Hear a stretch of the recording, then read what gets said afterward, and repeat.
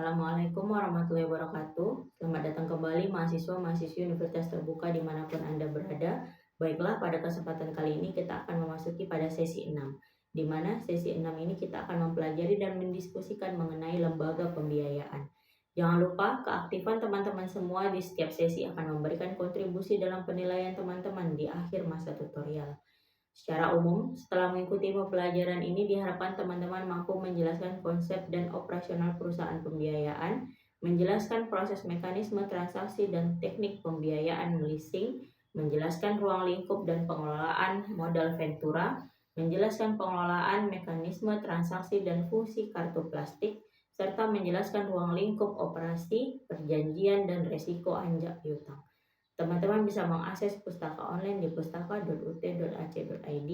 Jangan lupa untuk mengisi kehadiran, mengerjakan diskusi 6 dan juga kuis. Terima kasih. Wassalamualaikum warahmatullahi wabarakatuh.